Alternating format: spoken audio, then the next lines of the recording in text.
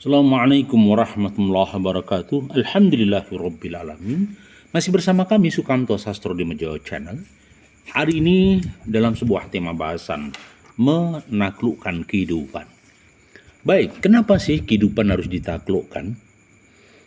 Ada yang mengatakan bahwa kehidupan itu seperti belantara yang amat luas, ganas, penuh dengan harimau.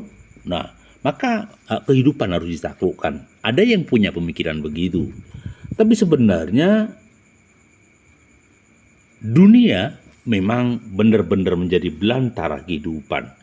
Maka seseorang yang mensikapi dunia, maka dia harus mensikapi seperti komunitas belantara. Banyak ranjau, banyak duri, banyak bukit yang licin, banyak dedaunan beracun, maka kita harus cermati. Kata kuncinya sederhana, mampukah kita menaklukkan kehidupan dunia?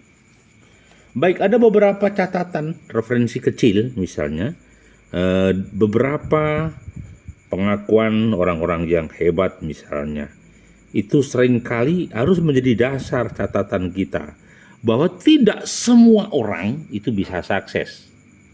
Dan tidak semua orang punya nyali yang kecil. Ada yang punya nyali besar. Nah, satu contoh misalnya ada cerita Steve Fossett, seorang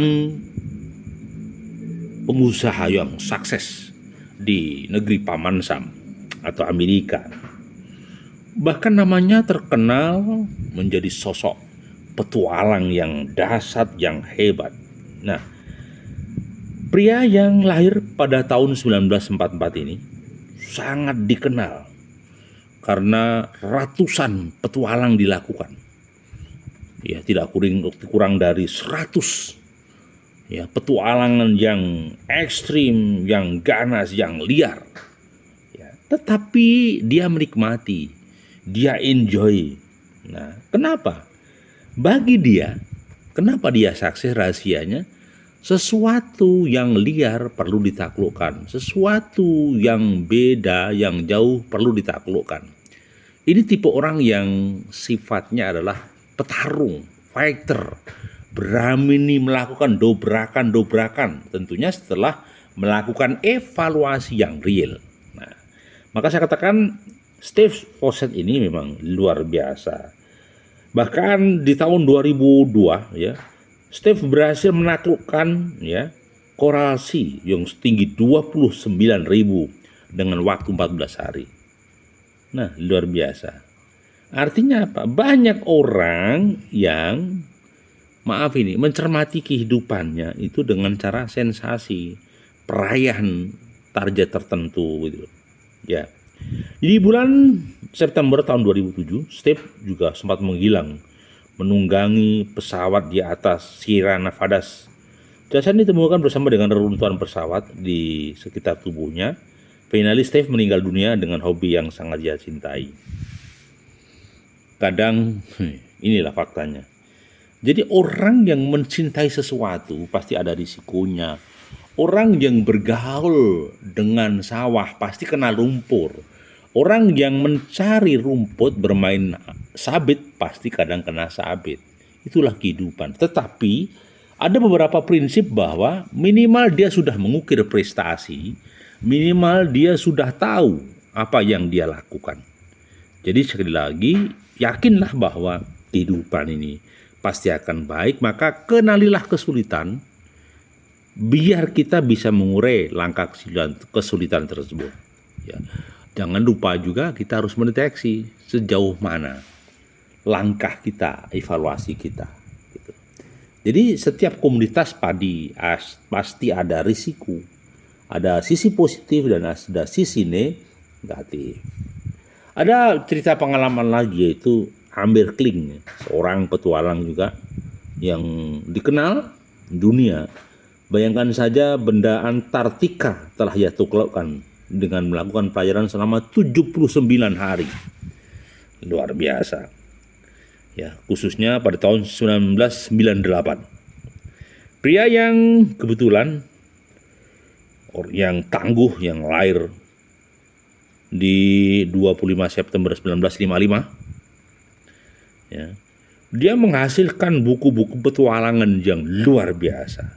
Akhirnya juga dia menjadi orang yang sukses, tetapi kata kuncinya, dia tekuni usahanya, dia tekuni kemampuannya, tidak boleh patah-patah. Salah satu rahasia terbesar adalah usaha itu dengan ketekunan, bukan sekedar kecerdasan, tapi ketekunan. Ya, semoga kita senantiasa tetap tekun menghadapi berbagai persoalan yang ada. Jangan sampai ya kita menjadi meleto. Nah, pertanyaannya sederhana. Bagaimana langkah selanjutnya agar kita bisa menaklukkan dunia? Ya, yang pertama, dunia itu pemalu. Ya. Dunia itu pemalu. Lu kok iya? Iya.